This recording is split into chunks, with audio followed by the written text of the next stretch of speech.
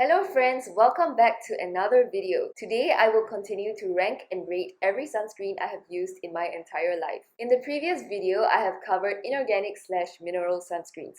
So in this video, I will rank and rate the hybrid sunscreens I have tried. Now, if you haven't watched the previous video, do click the link up here and go check it out. Now, what are hybrid sunscreens? I've never really talked about hybrid sunscreens before, so I'll just quickly go through it. So hybrid sunscreens are sunscreens with a combination of both organic and inorganic UV filters as their main active ingredients. And if you're not too sure what are the differences between organic and inorganic UV filters, do check out one of my previous videos on what are sunscreens. I'll put the link up here and it's also in the description below. And if you're new to my channel, welcome. I do mostly skincare videos. So if that's what you're interested in, hit the like button and subscribe for more. Anyway, I'll be using the same tier maker that I used previously to rank and rate the hybrid sunscreens. And I will also do mini reviews of each sunscreen and talk through them on the texture, how it felt on my skin, and whether I liked it or not. To give you a better context on my skin type, the skin on my face is oily and acne prone. It's also sensitive to fragrance, essential oils, and octinoxate. But the skin on my body is pretty much normal and tolerant of most skincare products. Now, without further ado, let's dive right in. So first up for hybrid sunscreens is Skin Aqua UV Super Moisture Milk. Now, I came to know about this because of Dr. Dre's recommendations. And I really wanted to love this because it had such a lightweight texture and it didn't have a white cast on my skin. It works so well under makeup and it also dries down to a semi-matte finish. At the same time, it's also super water resistant. However, on my skin, it just took a while to dry down and stop moving around so much. This sunscreen didn't initially clog my pores. However, after I continued using it for about a month or two, it started clogging my pores a little bit and gave me whiteheads and blackheads. Much later on, I realized that every time when I applied this sunscreen on my face just turned red and had rashes at certain spots. Later on, I realized that my skin was sensitive to octinoxate. So sadly, I had to stop using this sunscreen. And at the same time, any sunscreen that is formulated with octinoxate as a UVB filter is just out for me. I just can't use it on my face. However, most people are fine with octinoxate and they won't react to it. So I will still recommend some sunscreens that contain octinoxate. For majority of the people, however, I will just not use it on my face. So sadly, this sunscreen goes under not for me. Next up is the Canmake Mermaid Skin Gel UV in Clear. Now, I came to know about this sunscreen because of Michelle Phan. And I also really wanted to love this sunscreen because it was great under makeup. It felt smooth and comfortable and hydrating, and it was just so nice on my skin. This particular one in Clear does not have a white cast on my skin and it dries down to a soft dewy finish. Sadly, it did clog my pores after I used it for about 3 weeks or so. It also caused redness and rashes on my face because of octinoxate.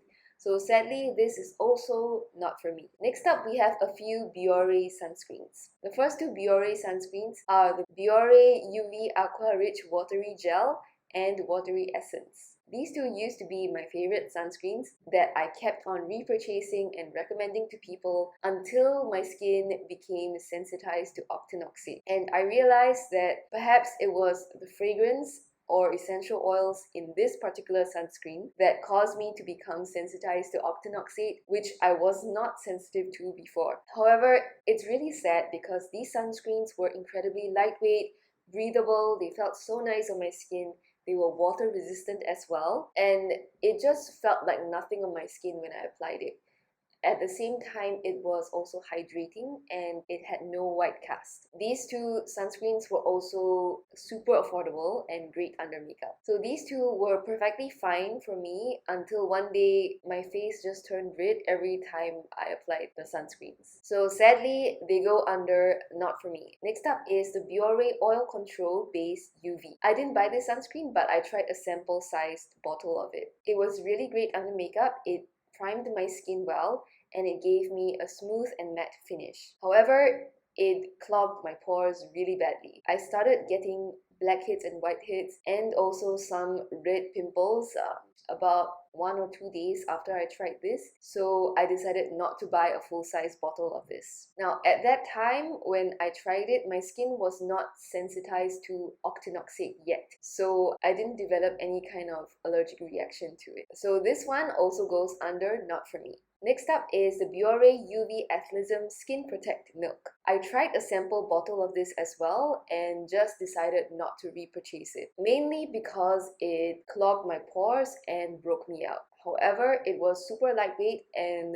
long-lasting as well. At the same time, it was water resistant. Yeah, so even though it irritated the skin on my face, I tried it on my body and the skin on my body was perfectly fine with it. Even so, I still decided that I won't purchase this just to use it as a body sunscreen, because the bottle size is not that big and it can be pretty expensive to use it as a body sunscreen. So this goes under it's okay meh. Next up is the Biore UV Anti-Pollution Body Care Serum in Refresh Bright.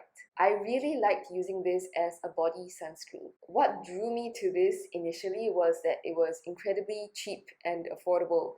I think it was like $10 for a 150 ml bottle. I've never used it on my face before, though I wouldn't dare to try it because it does contain fragrance and octinoxate. So I know that my face would probably be irritated by it, but the skin on my body is just fine. So on my body, this was super lightweight. It didn't peel and it doesn't transfer. It has a slight white cast though. However, it felt so refreshing and it was not sticky or greasy at all. Yeah, so as I mentioned, it was fine on my body, although I would say that the skin on my body is pretty resilient and tolerant of any kind of skincare product. So I would put this under for the body. Next up is the Biore UV Anti-Pollution Body Care Serum in Extra Moist. Now this one just felt okay on the body.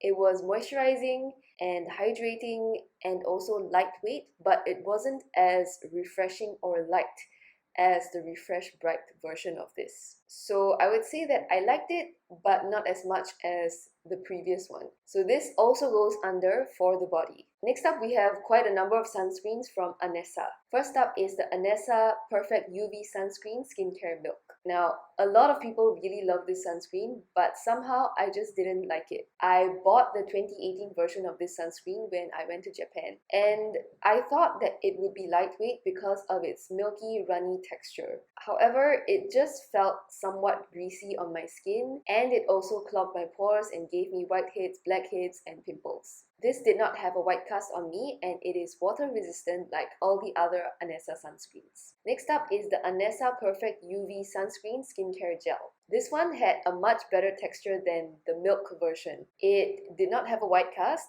and it wasn't greasy, but it still clogged my pores and gave me whiteheads, blackheads, and pimples. So this is just not for me as well. And next is the Whitening UV Sunscreen Gel. Now, out of all the Anessa sunscreens that are currently available out there that I have tried, this one has the best texture and feel. I didn't notice any kind of pore clogging when I first started using it, but I guess after about 2 months of using it, I did get some congested skin. It had no white cast, it felt lightweight on my skin, and it was really easy to spread. It also dries down pretty quickly. And I really loved this sunscreen and repurchased this and kept using it until one day I realized that my skin started turning red after I applied the sunscreen on my face. That was when I realized that the fragrance in this sunscreen was causing my skin to become sensitized to octinoxate, which, as I said,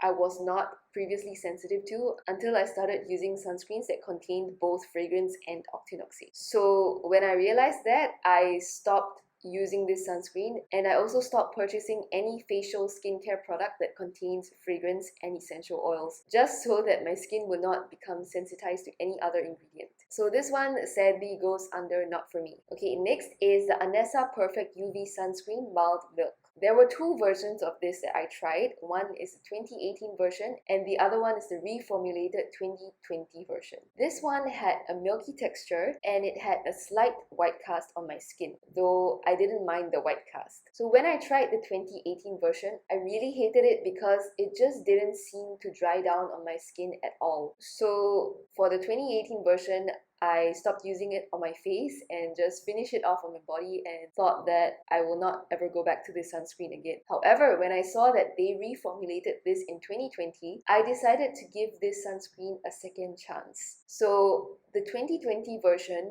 did dry down on my skin to a nice soft matte finish. However, it was dehydrating, and every time I used this sunscreen and I was in an air-conditioned room, my skin would just feel so parched, if you know what I mean. This sunscreen didn't cause any irritation on me because it has no fragrance and it's not formulated with octinoxate. However, it clogged my pores after I used it for a while.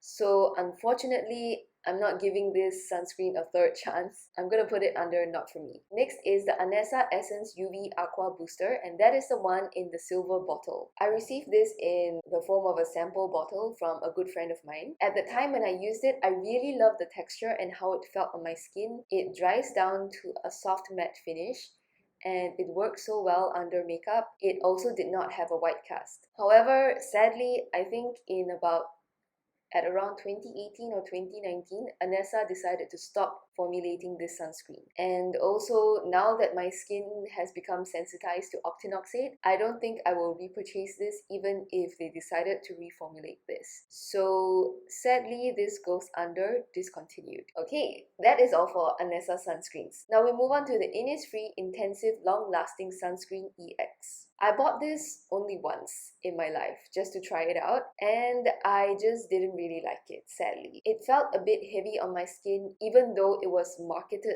to oily skin types, and it also clogged my pores. So this one goes under it's okay, meh. Next up is the Face Shop Natural Sun Eco Power Long Lasting Sun Cream. Now I tried this one when I was a teenager. This sunscreen has a bit of a tint to it, so it does help to cover up some of the skin imperfections that I had during that time. The iron oxides in the tint also help to prevent the pigment triggering wavelengths of visible light. However, this sunscreen did have a pretty thick texture and it also clogged my pores. So unfortunately, I did not like this one. And this goes under not for me. And lastly, we have the Sunplay Ultra Shield UV Lotion in SPF 130. I tried this a really long time ago, I guess when I was a teenager.